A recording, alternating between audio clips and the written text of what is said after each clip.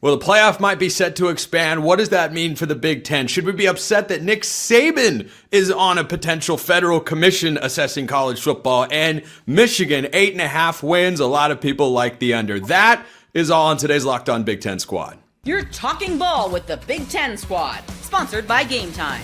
From USC to Ohio State, from Michigan to Oregon, from Nebraska to Washington, it's the local experts of the Locked On Podcast Network bringing you scoops, breakdowns, and the most comprehensive preview of the upcoming Big Ten weekend. No hurt feelings and thin skin allowed.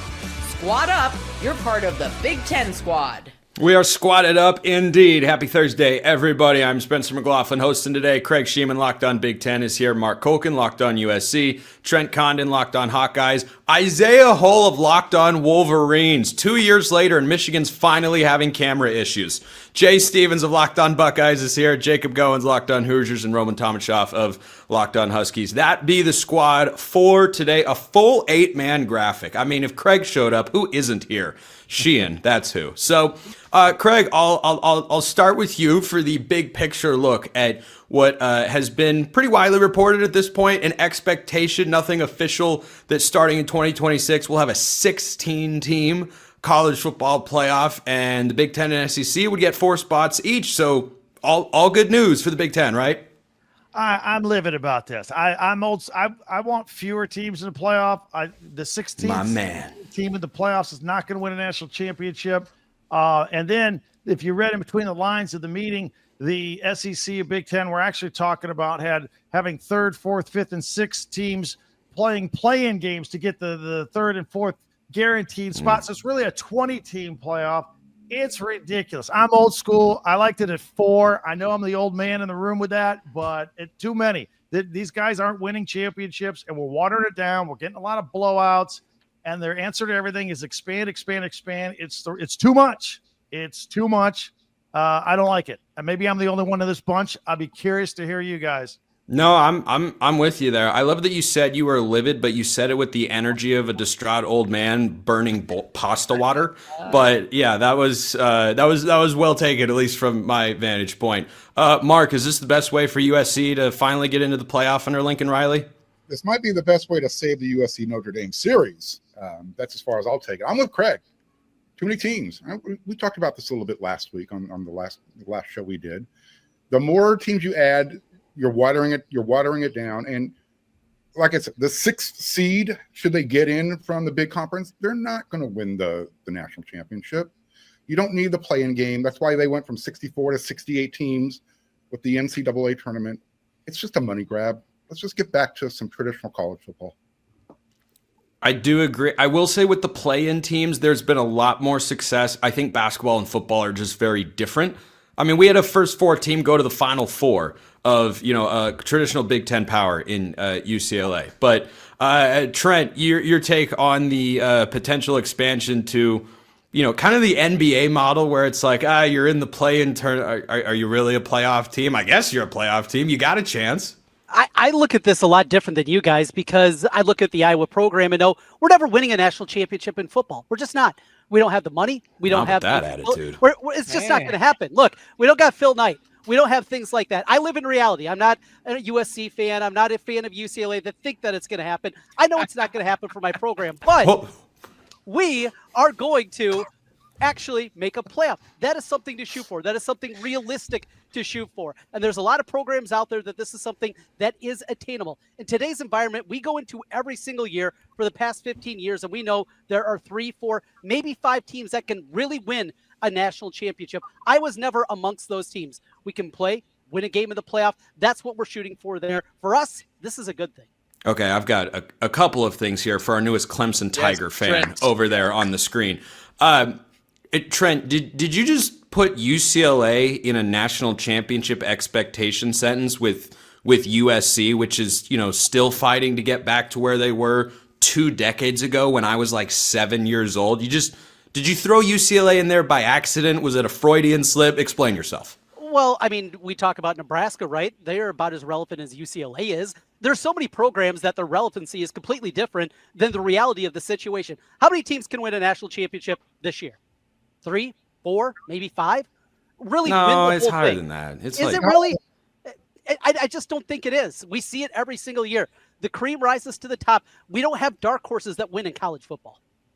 National championships, I agree with that front. State is the bell cow of the conference right now because they have the returning quarterback, all that returning talent. That tells you that there's a lot of teams out there that have a chance at the national championship this year. I think, Trent, what I think you're getting at is by the end of every year, we do see, there are like 4 teams, there are 4, maybe 5. Everybody else is just kind of good. Isaiah Hull of Locked On Wolverines, welcome to the show. It's nice to it's nice to have you. But you know what it takes to win a national championship, cameras included or not. You think we're just incorporating too many teams, too much of a money grab? What do you think? Well, the first thing you have to do to win a national championship is you got to send your mom to the Purdue game. Okay. Once he does that, then you can actually win one. Number one, I don't think that handing out participation trophies is the way to make the sport any better, honestly. And that's what it felt like. I was on a plane coming home from the ReliaQuest Bowl watching Penn State versus random Mountain West team, right? Like, it was boring. And on New Year's Eve, like, there's no reason to be watching that. This is one of the places where I disagree with, because all of Jim Harbaugh's little things, his little boondoggles that he came up with when he was the head coach, this was one of the things that he proposed. Like, the transfer portal was something that he proposed. The what was the other thing? The NIL of it all. Everything that he wanted to have happen has happened, and the only other thing that is missing is 16 teams. Got to 12. I think it's just much more spectacular at 4. I'm with everyone else, well, at least Craig and Mark here, because having been a part of that, but getting to cover the 4-team playoff for 3 straight years, it's a different deal. And even just watching this last year with 12, it just felt like, hey, do you want to be in a playoff? Do you want to be in a playoff? You can be in the playoff too if you just pay enough players to make it here, then you as well can make it. It just doesn't feel like college football to me. Jay, nobody loves playoff expansion more than Ohio State. In the 2 years it's been expanded, they've won the national championship the first year it happened, and we can pretty definitively say they wouldn't have even had the chance if it had been 1 year sooner. So does that mean Ohio State is locked into a natty in 2026?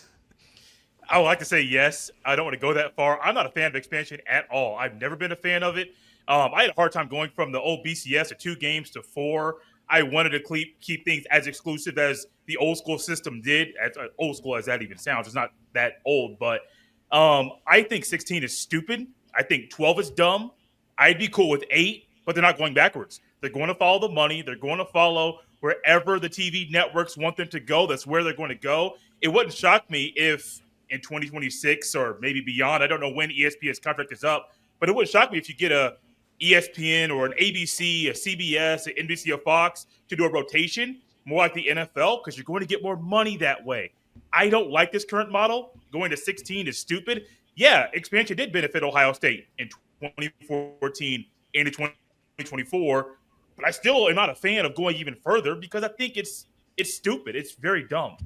Yeah, I'm not a fan. I've long said they're going to get to 24 because someone's just going to start pointing out the FCS does it. Look at what the FCS does. We should be at that level. And you have 4-loss teams regularly in the playoff. Jacob Goins, Locked On Hoosiers. Is this just music to the ears of Indiana fans with Curt Cignetti? Absolutely, man.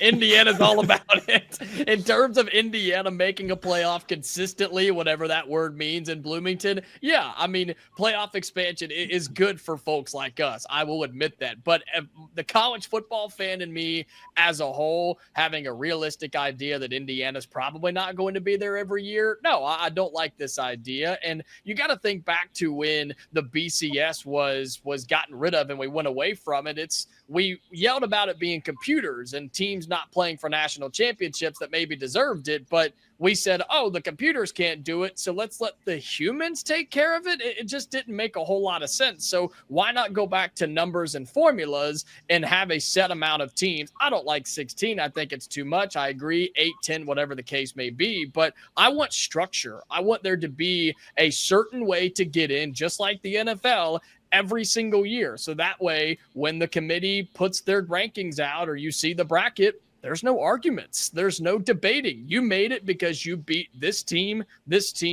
and this team. Will we ever get that? No, probably not. But that's where I stand on the whole expansion idea. Roman, I make this next comment as neutral arbiter of all things college football. Is Washington wanting to go back to the time where they voted on 2 national champions in a season? Is that the preferred outcome in Seattle? I'm so shocked that was the route you went with this. I'm just shocked that Jacob is. You should be. Neutral arbiter could have gone in any direction. Yeah. What'd you say, Roman? Sure. What'd you say? You're pro Skynet, like you're pro Terminator here. Is that where we're going when you're pro computers? Technology's taking over the world, man. It's taking over. Yeah. Just be ready. No, so there are 2 schools of thought here. Me, as the Washington guy, where I look at it and I say the last time Washington had sustained success under Chris Peterson, because Kalen DeBoer only being here for 2 years is great. 2 years, a lot of fun, but it just, you can kind of look at it as a spike, right? It's great to see it from that perspective, but Washington was left out of the 4 team in 2017 and 2018 when they were consistently good. So that from that angle, I look at it and I say, it'd be fun to be in the playoff every year. But I look at this and I think about what Craig said with the play-in games and all that. It's getting ridiculous.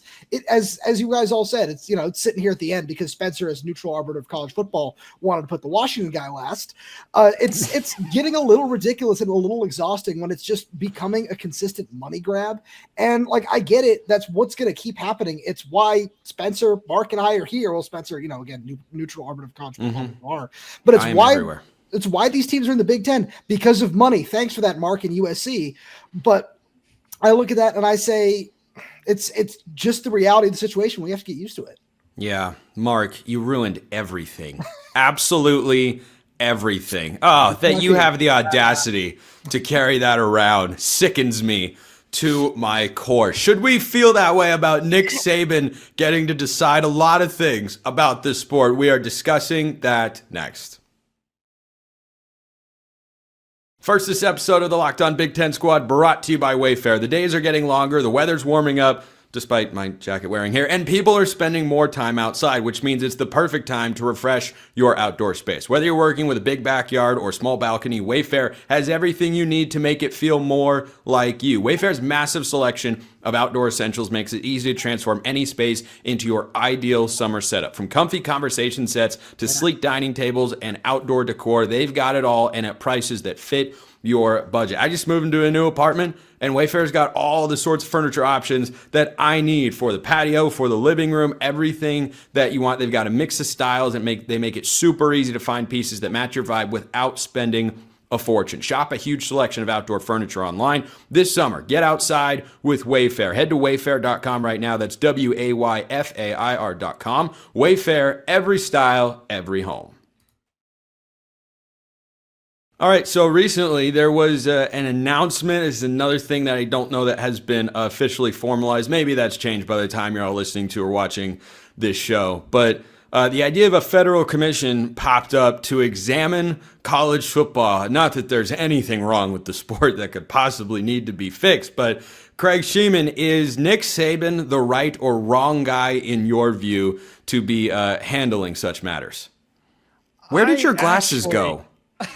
I'm glad I'm not the only one. I just noticed. Baffling. Why did they come off? Hey, it's serious when the glasses come off. Here comes Craig Sheeman of Locked On Big Ten. Yeah. I've always been fascinated by Nick Saban, and I know it's fun to hate on him when he was winning championships at Alabama every year, but now he's not. I like watching him on TV. I like listening to speak. I see clips that come up on my phone all the time of him giving inspirational speeches.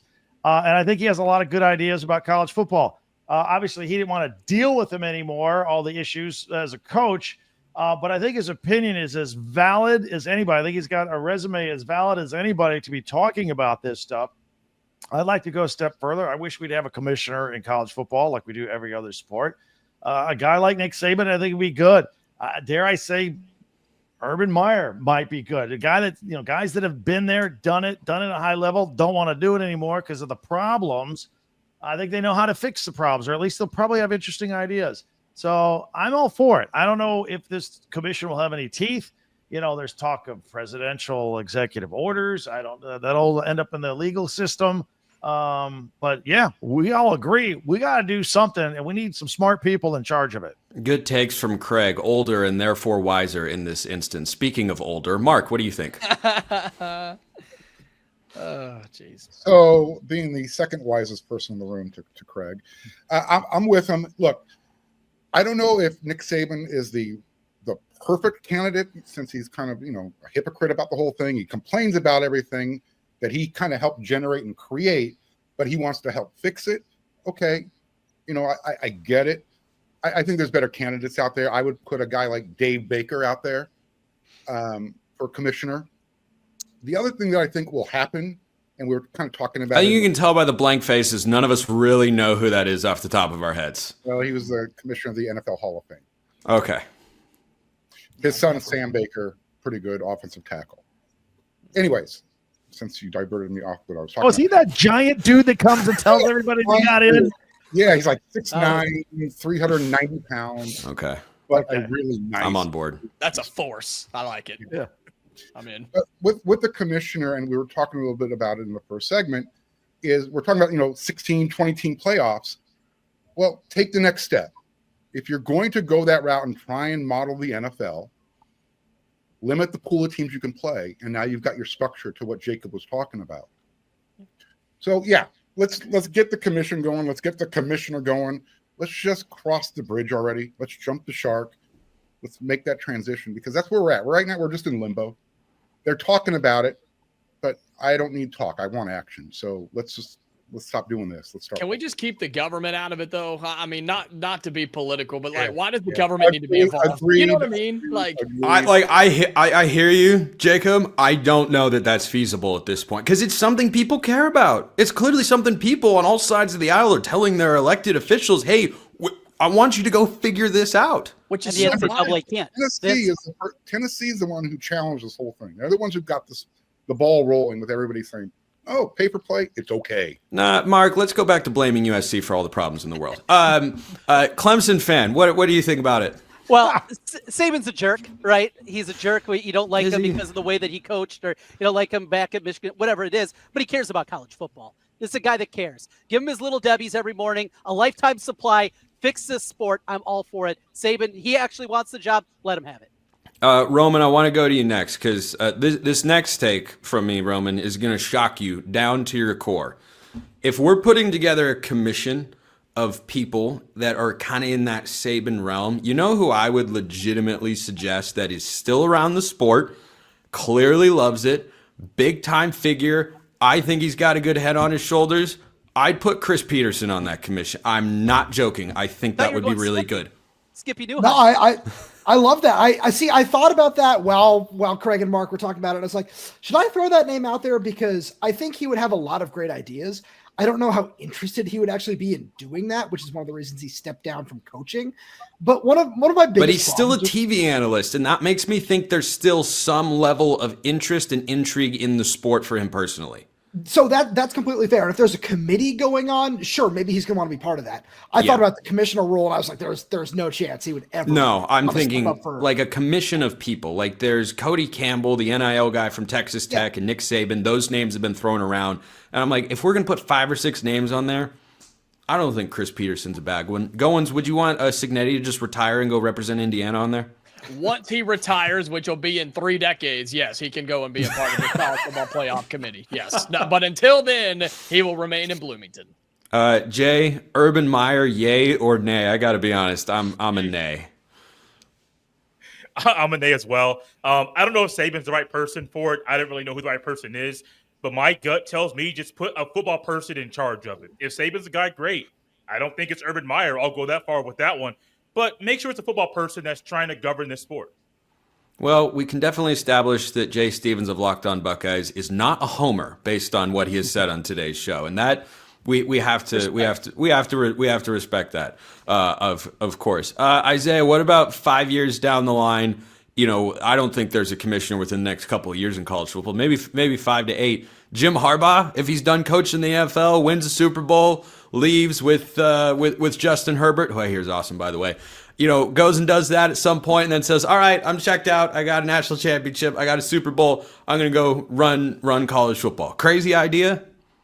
I mean, I'm coughing because it's such a bad idea. Oh man, I couldn't even get that out. All right, fine. Connor Stallions for commissioner. I'll say it. I mean, he would be a much better commissioner. And actually, I mean, if you talk to Connor, which I have quite a bit, he would be a lot better than Jim. Jim is, I mean, like I just kind of covered in the last segment, a lot of the ideas that we've had, the problems that we need to fix, are the things that Jim Harbaugh suggested, which is kind of also why I'm with the Nick Saban of it all, because he's also, in some ways, hot dog guy, being like, we're all trying to find the guy who did this so he can fix everything that way, right? Like, he knows the problems because he was a part of the problem. Okay, so yeah, that's all I got. Yeah, the biggest part of the problem.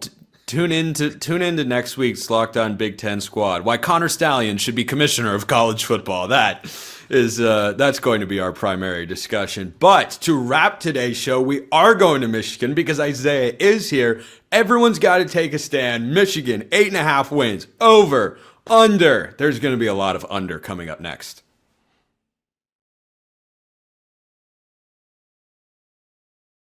All right, Isaiah, we can start with you for today's team win total of the day here on the squad. 8.5 for the Wolverines after a 7-5 regular season. Lose a lot of guys on defense. Maybe Bryce Underwood's a starting quarterback. We'll have to wait and see until Sharon Moore decides to tell us, which will probably happen on August 30th or something like that. But 8.5 wins, over, under, where are you going? I mean, I'm going over. I think it's a paper tiger to say they lose a lot on defense. Yeah, they did. But, 9 of the 11 guys who were played against Alabama held them to 13 points. They're back. They got deeper in a lot of ways by bringing in Damon Payne and Trey Williams. But to me, the only question is really the cornerback depth. But I think that they've got guys that can start. They had the number 10 defense last year. They took a while to kind of figure things out. And offensively, they had the worst passing attack in all of the Big Ten, the fourth worst passing attack in the country. But bringing in Chip Lindsey, having whether it's Bryce Underwood or Mikey Keene, as long as the offense is functional and Michigan can get back to what it tries to be, which is complementary football. It's not the ideal for Michigan is not to have a high-flying offense as much as it is to be able to sustain drives and then rely on the defense. They weren't able to do that last year. And then you look at the schedule. A lot of these teams that are on the schedule, most of the worst teams in the Big Ten, road trips to, I mean, here's the weird thing. It's home, away, home, away, home, away, home, away, away, home. That's what they don't have 2 home games in a row. But as you said at the top, they're playing teams like Northwestern and Maryland, and Michigan State doesn't really look like it's going to be that good under Jonathan Smith at this moment. So if they can play just basic offense and take the defense on the road, I think that they've got a really good shot to have a surprisingly good season. So I'm definitely going over. Jay, what if it's an 8-win Michigan team that Ohio State has to try and beat, and it comes down to that game? Will this be the year the Buckeyes get back on track in that rivalry? I'm not saying yes. I'm not saying no. I've been doing this too long, and I know that trying to do that now is very, very stupid. I think Isaiah and I did a crossover at one point, and he was going along with, well, what had happened was for the past couple of years, Michigan's won, and I don't have a reason to go against Michigan. And that was a really smart thing to say because Michigan won that year, and they've won 4 in a row. I'm going over with this one. I got 7, maybe 8, at least, maybe a definite 8 wins. I would have a hard time not believing that they don't win 9. So as the Ohio State guy, yeah, I may want to go under. But as I look at the schedule, it maps out very well for Michigan to have 9 wins this year. Don't sleep on that Nebraska game. Just saying it, right, Craig? Am I nutty? I'm not quite giving them Nebraska that one here. Look, Michigan won 7 games without a quarterback last year. All right. I think if Bryce Underwood has any kind of learning curve and does anything, I think they could be improved on offense, especially in the second half of the season. I think they can fall out of bed and get 8 wins. And then do they split Oklahoma and Ohio State? Do they split USC and Washington? There's 10 wins out there. I'll put them at 9. I'll take the over. And Wink Martindale really got that defense humming in the second half of the season last year. At least 9 wins for Michigan this year. I think it comes down to the Oklahoma and USC games. I think if Michigan can split, solid chance to go over. You go 0-2 there, I think you're in troublesome territory. So, Mark, how worried are you about USC and 8.5 over/under? For Michigan. For Michigan. Yeah. Look. Welcome to the conversation. It's not about USC. I really don't care. We've noticed. I look at it this way. They've got a brand new quarterback, assuming it's going to be Bryce Underwood.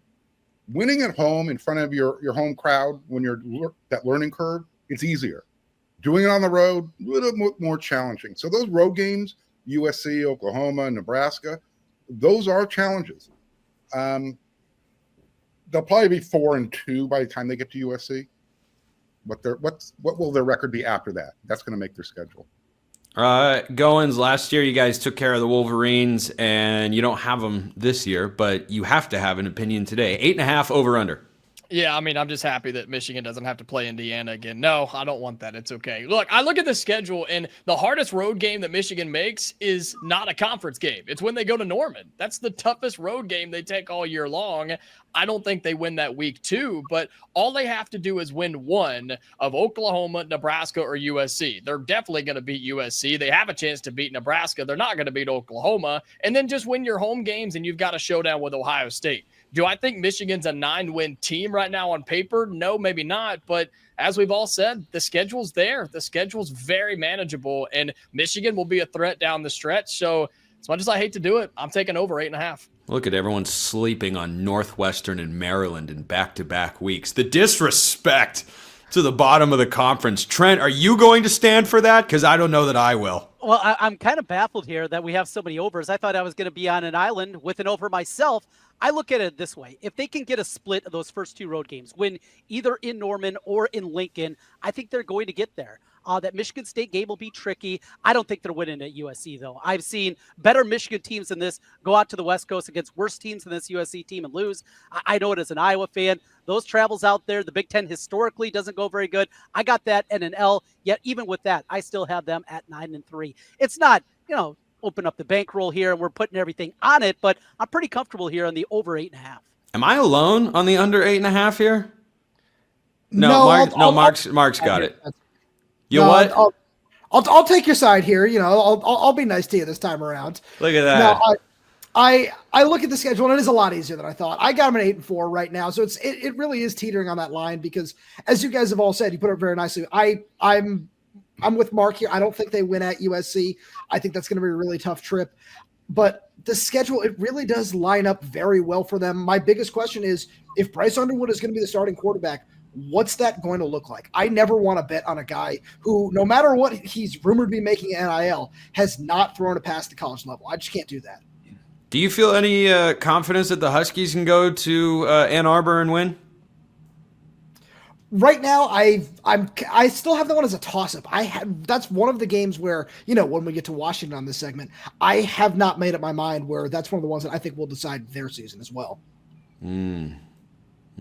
Isaiah, any major pushback on what you just heard? There's a lot of Michigan love, quite frankly, but the quarterback situation. Do you expect it to be Bryce Underwood? Because I kind of heard it was Mikey Keene, and then all of a sudden it was like, maybe Keene's not going to be fully healthy or something like that.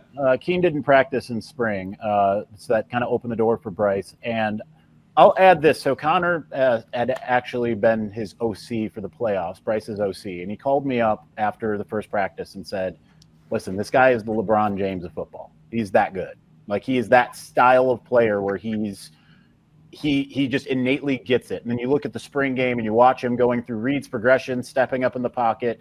I know the 12 for 26 stat line didn't look great, but he was doing the types of things that we really only saw from a Michigan quarterback in third-year J.J. McCarthy. I did a show on this earlier today on Locked On Wolverines, going through the schedule. I have Michigan going either 9-3 or 10-2, most likely. If you say that they're going under, then you're saying that unlike the last year in particular, or last several years where Michigan kind of was able to rise above its station, beat the teams it's supposed to beat, and beat a couple teams where it's not supposed to be, like Ohio State and Alabama to end the season last year without a quarterback. I mean, Alabama didn't have any of those draft picks, not a one of them. So I think that when you look at what the team has coming back and the schedule, I think that Michigan's going to probably split between Oklahoma and Nebraska. I circled that USC game as being a trouble spot, and kind of like what Jay talked about earlier, until Michigan loses to Ohio State again, I can't pick them to lose at this point.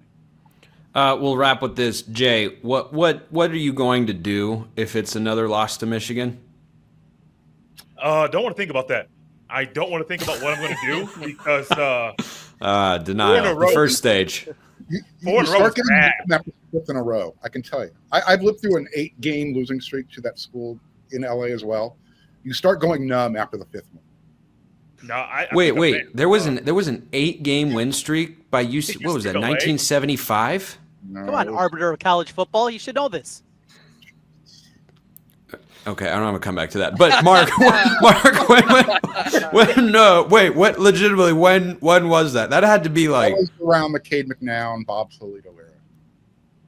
I was looking for a year, but okay. It was an 8-year period, Spencer. There's not a year. Starting point, middle point, end point, roundabout, decade. I mean, like, you got 90s. anything? It was in the 90s. The 90s. Okay. Okay. There we go. That is it. Thank you, Goins, for beautifully articulating what I was failing to do. Yard steer that you had. Just having like, what's Yeah. Okay. Well, that's as good a spot as any to end the Big Ten squad. Craig Sheeman locked on Big Ten. Mark Colkin locked on USC. Trent Condon locked on Hawkeyes. Isaiah Hole locked on Wolverines. Jay Stevens locked on Buckeyes. Jacob Goins locked on Hoosiers. Roman Tomashoff locked on Huskies. I'm Spencer McLaughlin locked on whatever. We'll see you next time. And until then, hope you have a wonderful rest of your day.